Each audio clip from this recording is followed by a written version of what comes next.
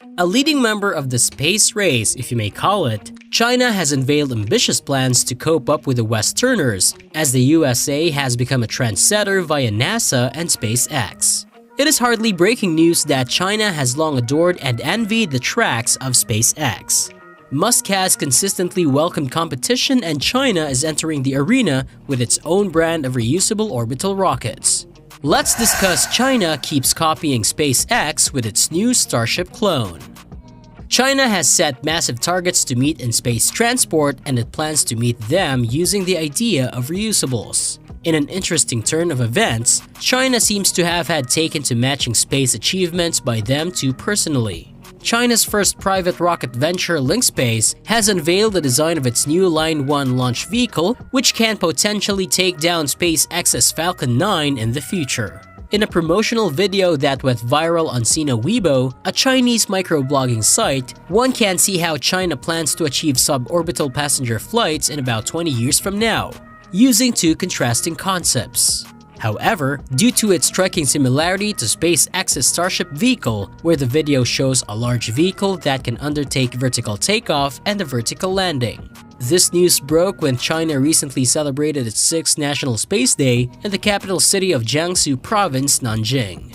The Chinese space officials used the platform to announce the name of the country's first Mars rover, Zhurong, which is expected to land on Mars next month.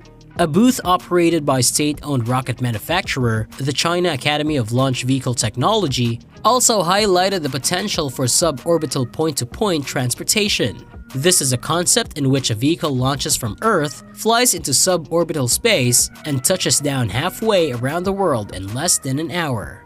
Now, this seems to be a ripoff of SpaceX's point-to-point transportation concept, which it first unveiled in September 2017. A video from that time also showed a Starship flight from New York City to Shanghai in just 39 minutes. The Sun Weibo video clip showed a similar concept using a horizontal takeoff, horizontal landing vehicle, which used some sort of electromagnetic catapult. Under the country's long-term planning goals, Chinese industry would begin delivering cargo around the globe via suborbital flight by 2035 and passengers by 2045.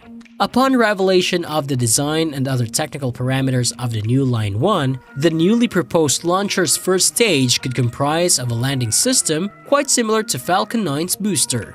The founder-cum-CEO of Link Space, Hu Zhenyu, was quoted saying in an interview that the new Line 1 will be a small launch vehicle that is going to be designed for micro and nano satellite launchers and would be able to propel around 440 pounds into Sun's synchronous orbit of 155 to 342 miles. The ability to reuse the new Line 1 rocket, particularly when it comes to the first stage, would drastically reduce the cost of a single orbital launch.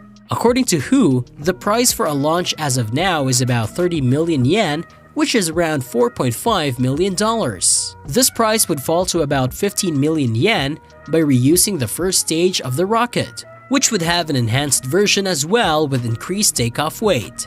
As the new Line 1 has new stage where it is reusable, the company also plans to introduce a second stage that can be reused after landing. The CEO is optimistic about admitting new stages to his planned book, even though it might not be feasible to make it possible in the first variant. However, it might be a possibility for the later versions such as the new Line 2 or new Line 3. According to credible sources, the new Line 1 launch vehicle's construction would cost Link Space around 300 million yen or $45 million, and its first flight was due 2020. A deadline which the company had set in 2017 but has missed. This was anticipated because the goal itself seemed unrealistic, for it is hard to develop the core technology behind these complex systems, such as that of a flight control and landing. Till now, Elon Musk's SpaceX and Jeff's Blue Origin are the only companies that come to mind when we mention the term reusable rockets.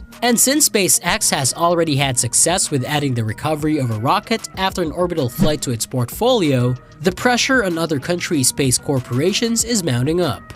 Still, it may take time for the Chinese to break their monopoly in reusable space technology. So guys, this was all about today's video. Share as much as you can. That really motivates us to create more content for you guys. With this, we end our video. I hope you liked it. Do hit the like button down there, comment down your views, and do share with more of your friends. Take care, see ya!